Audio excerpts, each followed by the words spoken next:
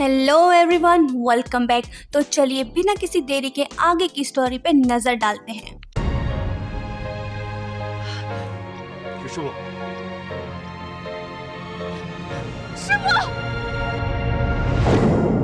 कहानी शुरू करने से पहले हम आपको मेल लीड्स के बारे में बताना चाहते हैं। रू भाई की सीरियस पर्सनैलिटी है, उसका सारा ध्यान मार्शल आर्ट की तरफ है, लेकिन देखते हैं ये कैसे बाय चाओ के प्यार में पड़ता है। यू चुयन एक केयरिंग पर्सन है, उसे हर वक्त बाय चाओ की फिक्र है, वो दिल का साफ है और पास्ट ताइक्वांडो चैंपियन भी है। फेंग टेंग हाओ इन दोनों से मुख्तलिफ है, इसे हम प्ले बॉय कह सकते हैं। अब बढ़ते हैं आगे की कहानी की तरफ। बाय चाओ सैड है क्योंकि वो अपने मास्टर से जुदा हुई है। वो उसे लेकर फिक्रमंद है क्योंकि उसे बचपन में ट्रेनिंग अपने मास्टर ने दी थी। बाय चाओ का सपना है कि वो ताइक्वांडो चैंपियन बने। फ्लैशबैक से हमें पता चलता है कि मास्टर बाय चाओ से बहुत प्यार करते थे, तभी बाय चाओ को उसकी ज्यादा याद आती है। वो अपने मास्टर के पास वापस जाना चाहती है। बाय चाओ ट्री के ऊपर बैठी होती है, तभी यू चुयन आके उससे मिलता है। बाय चाओ अपने पास्ट की वजह से परेशान होती है, लेकिन यू चुयन उसे मोटिवेट करना चाहता है। वो उसे फ्लावर हैंड बैंड देता है और उसे कहता है कि मुझे फ्लावर्स इस वजह से पसंद हैं क्योंकि वो हर जगह सरवाइव कर सकते हैं। वो ये इसलिए कहता है ताकि बाय चाओ मोटिवेट हो, सरवाइव करे और खुश रहे। यहाँ हमें नजर आता है कि यू चुयन बाय चाओ को लाइक करता है, पर वो उसे बताता नहीं।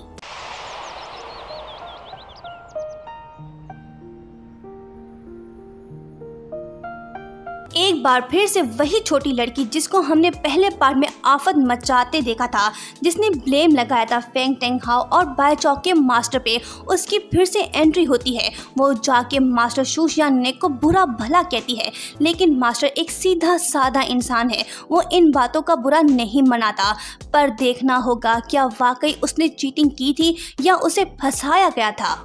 उसके बाद वो छोटी लड़की जाती है सोंग भाई हॉल क्योंकि वो प्रैक्टिस मैच खेलने आई है, पर सोंग भाई हॉल के स्टूडेंट्स उसे देख हंसते हैं क्योंकि वो अपनी बेइज्जती समझते हैं इस मुन्नी सी लड़की से फाइट करने में। लेकिन जब फाइटिंग शुरू होती है तो सबको समझ आती है कि ये लड़की तो छोटा पैक और बड़ा धमाका है, मतलब कि स्ट्रॉन्ग फाइटर है। वो एक लड़की सबको ढेर कर देती है और वो बकबक करने लगती है, सबको बेइज्जत करती है। पर वही मौजूद बाय चाओ ये देख रही होती है और आके उसे चैलेंज करती है, पर वो छोटी बला कहती है कि उसकी भी कोई इज्जत है, वो काम करने वाली से नहीं लड़ेगी। लेकिन बाय चाओ उसे कुछ ऐसा कहती है जिसके बाद वो लड़ने पे तैयार हो जाती है। आखिरकार बाय चाओ को मौका मिलता है कि वो अपना टैलेंट दिखा सके। वो उसे मजा चखाती है, उसे हराती है। सब बाय चाओ की तारीफ करते हैं, पर वो छोटी लड़की खुश नहीं होती। वो जाने से पहले बाय चाओ से कहती है कि वो स्ट्रॉन्ग बन के वापस लड़ने आएगी, मतलब कि लिटिल गर्ल का कॉन्फिडेंस देखो। उसके बाद हम देखते हैं कि बाय चाओ को जब पता चलता है कि उसका मास्टर आया है बाहर, तो वो खुश होकर भागती है उसकी तरफ क्योंकि वो समझ रही है कि मास्टर उसे लेने आए हैं। पर जब वो वहां पहुंचती है तो उसका मास्टर घुटनों पे बैठा होता है क्योंकि वो रिक्वेस्ट करने आया है सोंग भाई हॉल के मास्टर से कि वो बाय चाओ को अपनी डिसिपल बनाए।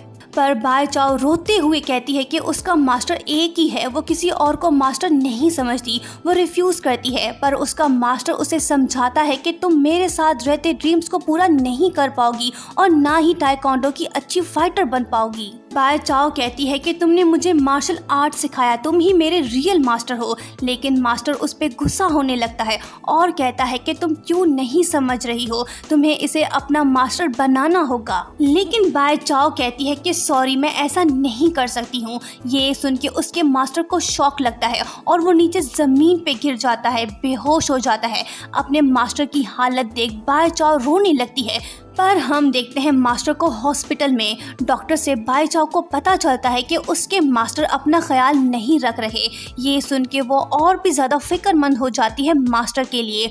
होश में आने के बाद उसके मास्टर को हम नाराज़ देखते हैं। बाय चाओ उसे समझाने की कोशिश करती है, पर मास्टर कुछ नहीं सुनता। रू भाई उसे कहता है कि मास्टर को आराम करना चाहिए, तुम उसके ठीक होने के बाद मिलो। वो बाय चाओ को वापस ले आता है सोंग भाई हॉल। यहाँ हमें फील होता है कि रू भाई के दिल में बाय चाओ के लिए एहसास है क्योंकि उसका मास्टर उसे ताइक्वांडो चैंपियन देखना चाहता है। उसके बाद नेक्स्ट डे बाय चाओ अपने मास्टर के लिए खाना ले जाती है हॉस्पिटल, पर जब वो वहाँ पहुँचती है तो उसका मास्टर जा चुका होता है, लेकिन उसने लास्ट नोट छोड़ा होता है बाय चाओ के लिए। उसमें लिखा होता है कि बाय चाओ, मेरी वजह से तुमने 10 साल वेस्ट किए, अब तुम्हें आगे बढ़ना होगा, तुम्हें ताइक्वांडो सीख के चैंपियन बनना होगा। मैं प्रॉमिस करता हूँ जब तुम सीख जाओगी, मैचेस जीतोगी तो मैं तुम्हारे साथ हूँगा चेयर अप करने। नोट पढ़ के बाय चाओ इमोशनल होती है, लेकिन वही रू बाई और हॉल मास्टर आते हैं जो उसे कहते हैं कि तुम ट्रेनिंग शुरू करो, तुम्हें हमें मास्टर कहने की ज़रूरत नहीं, अगर तुम दोबारा अपने मास्टर से मिलना चाहती हो तो तुम्हें हार्ड वर्क करना होगा। उसके बाद वो जाती है सोंग भाई हॉल ताकि ट्रेनिंग शुरू करे। वही रू भाई अनाउंस करता है कि ताइक्वांडो कंपटीशन होने वाला है जिसमें 2 बॉयज़ और 1 गर्ल जाएगा। ये सुन के बाय चाओ मेहनत से ट्रेनिंग करने लगती है क्योंकि उसे अपने मास्टर से मिलना है, लेकिन वो उसी सूरत मुमकिन है जब वो गुड फाइटर बन जाए। उसके बाद एंट्री होती है फेंग टेंग हाओ की, क्योंकि वो फेमस है, चैंपियन है, उसकी सिस्टर भी नेशनल ताइक्वांडो चैंपियन है। लेकिन यहाँ हमें पता चलता है कि फेंग टेंग हाओ की सिस्टर चाइल्डहुड फ्रेंड है यू चू यन की, पर हम आपको बताते चलें कि ये वही है जिसे उसका भाई बीट करना चाहता है, पर उसकी सिस्टर यू चू यन को लाइक करती है। यू चू यन और फेंग ही को साथ देख बाय चाओ सैड फील करती है क्योंकि वो यू चू यन को लाइक करने लगी है। देखना होगा आगे क्या होता है। उसके बाद हम देखते हैं कि रू भाई भी चाहता है कि वो बाय चाओ को ट्रेन करे, उसकी वीकनेस देखे उसे स्ट्रॉन्ग बनाए ताकि वो अच्छी फाइटर बने। दरअसल रू भाई के दिल में हमदर्दी है बाय चाओ के लिए। रू भाई इंटरनल मैचेस कराना चाहता है ताकि वो सेलेक्ट करे कि किसको आगे कंपटीशन में जाना है, जो फाइनल जीतेगा वो आगे जाएगा compete करने। उसके बाद मैचेस स्टार्ट होते हैं। बाय चाओ विन करती है राउंड मैचेस।